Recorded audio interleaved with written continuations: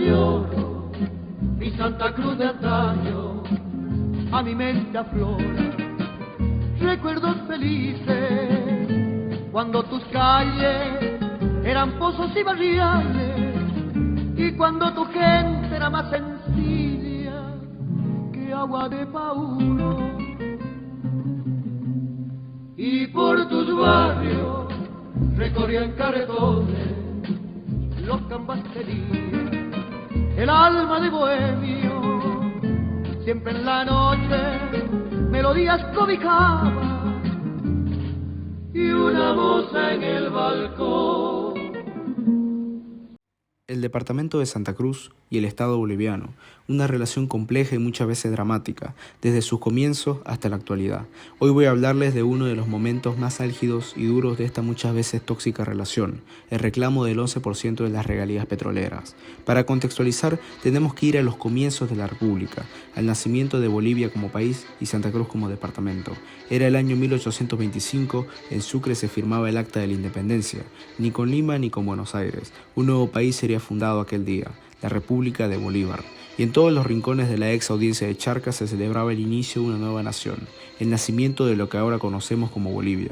Santa Cruz para esta asamblea envió 2 delegados, Antonio Vicente Sebane y Manuel Vicente Caballero, marcando la presencia de Santa Cruz en este importante momento histórico no solo para nuestro país, sino para Latinoamérica entera.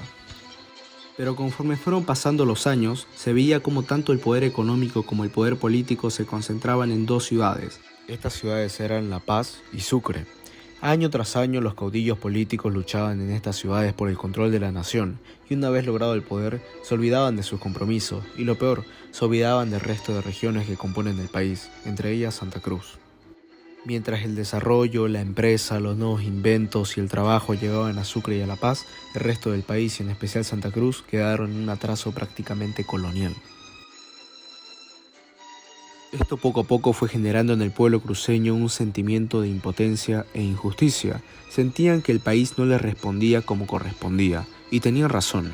Muy a pesar de esto, a lo largo de la historia y en diversas ocasiones, se demostró el patriotismo de los cruceños que a pesar de su injusta situación, se sentían plenamente identificados con la tricolor. En diversas guerras, entre las que podemos encontrar las guerras que tuvimos con Chile, la guerra con el Perú y las guerras de la Confederación, a pesar de su lejanía geográfica, Santa Cruz enviaba contingentes con jóvenes soldados dispuestos a dar la vida por su patria. Particular participación tuvieron en la Guerra del Chaco, donde ya parte del territorio departamental se veía comprometido ante el conflicto con el Paraguay.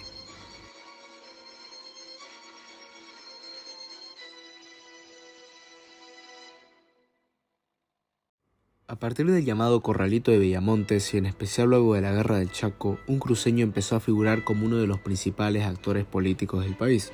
Era un militar de nombre Germán Busch Becerra, y una vez subió al poder durante su gobierno, el ahora presidente Bush decretó la distribución de regalías petroleras del 11% para los departamentos, es decir, de todas las ganancias que el Estado boliviano pueda sacar de la producción hidrocarburífera y petrolera, los departamentos se quedaban con el 11% de las mismas. Aquel 15 de julio de 1938 comenzó una luz de esperanza para el pueblo cruceño, una esperanza de desarrollo y progreso, la cual venían esperando desde la fundación misma del país.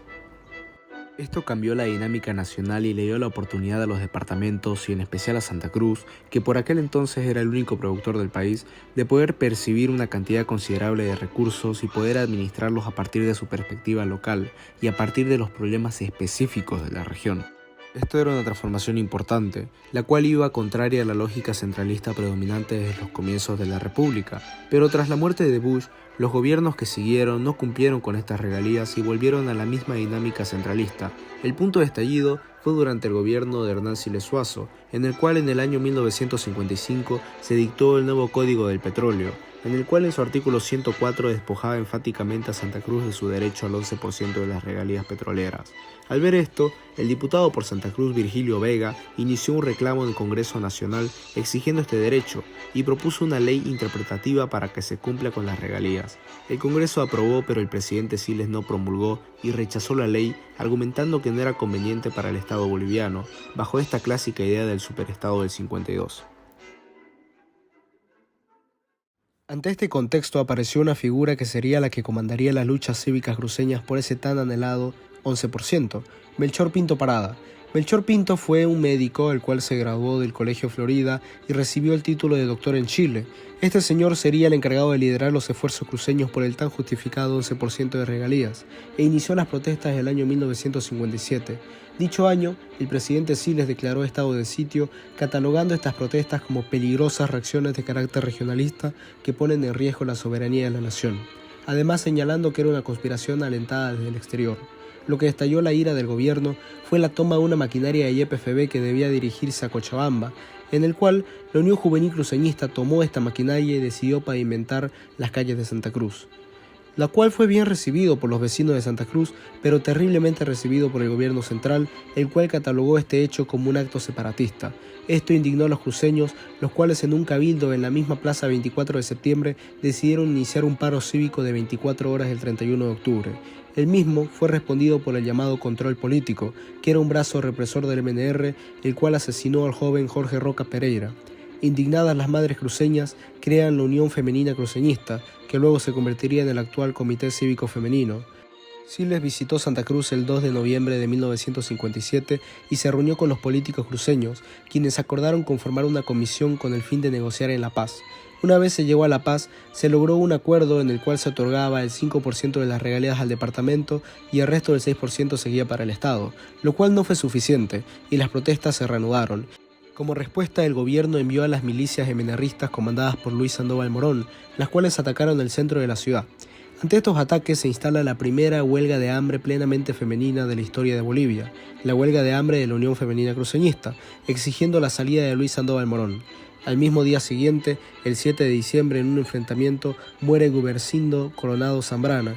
Así Santa Cruz finalizaba aquel año en luto.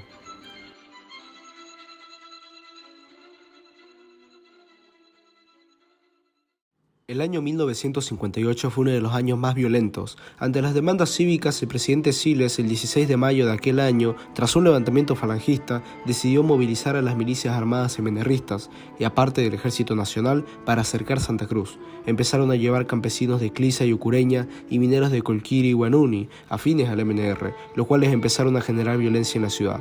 3 días después se produjo la conocida masacre de Terevinto. Esta masacre marca un antes y un después en la historia cruceña y en la relación del Estado boliviano y el departamento cruceño. Esta masacre se produjo de la siguiente manera. Tras el intento revolucionario falangista, que solo se produjo en Santa Cruz de la Sierra y Camiri, el gobierno acusó al Comité Cívico Pro Santa Cruz de estar tras de este golpe, y el doctor Pinto tuvo que partir en un avión desde el aeropuerto de Trompillo rumbo al exilio en Buenos Aires, donde estaría hasta julio luego de una amnistía. Entonces, ingresan a Santa Cruz cerca de 10.000 milicianos del MNR apoyados por las Fuerzas Armadas y ocasionan violencia y muerte, queman el Comité Cívico Pro Santa Cruz, el Club Social 24 de septiembre y viviendas particulares, violando mujeres y encarcelando muchas personas. Entre las víctimas mortales contamos a 4 jóvenes, Gabriel Candia, Felipe Castro Parada, Romer Mercado Ordóñez y José Cuellar Achaval. La masacre de Terevinto es una herida muy fuerte para los cruceños y sigue representando uno de los hechos políticos más sangrientos, si no es que el más sangriento de la historia cruceña.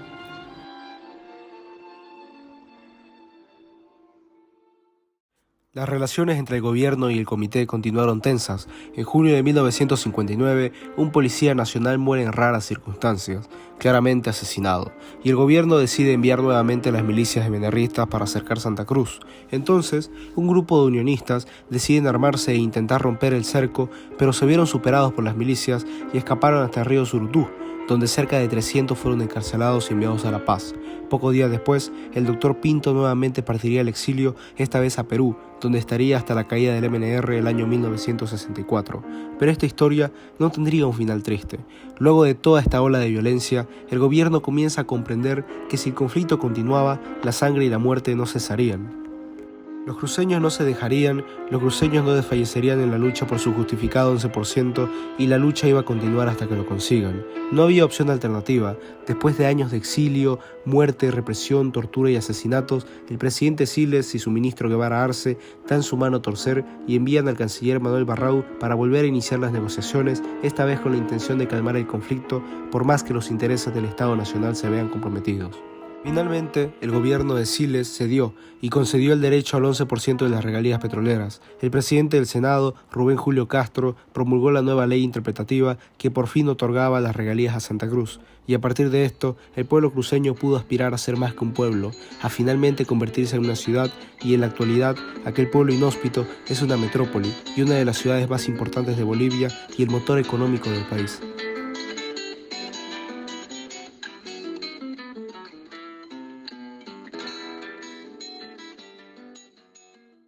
Desde aquí le pido a las personas que vean esto no caer en ideologías radicales, las cuales ningún bien traen, solo violencia y devastación. El racismo y el separatismo jamás serán la solución. Por más violentados que se vean nuestros derechos, tenemos que demostrar que se puede ser distinto, que pueden existir otros políticos, que hay distintas formas de protestar y que las armas jamás serán una respuesta.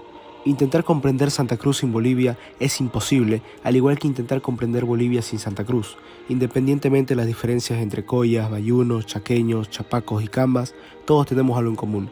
Todos somos bolivianos y todos somos representados por el rojo, amarillo y verde. No dejemos que los políticos irresponsables nos separen e intenten acabar esta sagrada unión, la cual se viene dando desde hace casi 200 años. Debemos dar lugar al debate de ideas en ambientes pacíficos y democráticos, siempre respetando la opinión ajena. De esta manera podremos mantener esta patria en paz y seguridad, en paz y democracia, donde no existan políticos oportunistas que exacerben malos sentimientos para sacar provecho político de los mismos. Nosotros, la juventud, tenemos que aprender a pensar de una forma distinta y darnos cuenta de que Bolivia no solo es la paz, y que también se puede pensar Bolivia desde el oriente y la llanura. Aprender a respetarnos los unos a los otros es vital para mantener esta unión.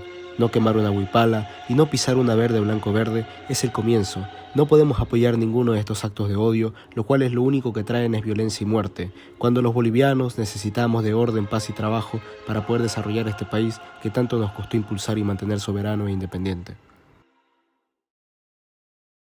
El 11% no representa solo eso, representa mucho más. Representa la lucha de un pueblo por ser escuchado y la lucha de un pueblo por ser atendido.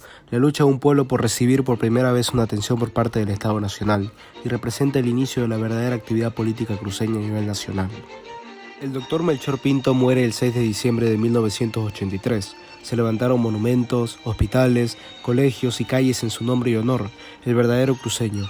El hombre que se atrevió a imponerse frente a un autoritario gobierno, el hombre que convenció a Santa Cruz de que un futuro distinto era posible, de que el atraso y el centralismo no eran la única opción, de que podían luchar y buscar lo que es justo, y le enseñó al pueblo cruceño a nunca rendirse, y a qué duda cabe, que siempre el pueblo unido jamás será vencido y que las voces de protesta de un pueblo por una causa justa siempre sonarán y generarán más impacto que cualquier arma de fuego o fuerza represora. El año 2016, sus descendientes y familia decidieron convertir su casa en un espacio cultural y actualmente es la Casa Cultural Melchor Pinto. El doctor Pinto quizás está muerto, pero su ejemplo de lucha y perseverancia jamás morirá. Como buen doctor, Melchor Pinto Parada nos dejó una frase para la posteridad que siempre todos los cruceños debemos recordar al momento de protestar frente a las grandes injusticias que se cometen no solo en Santa Cruz, sino en toda Bolivia. A grandes males, grandes remedios.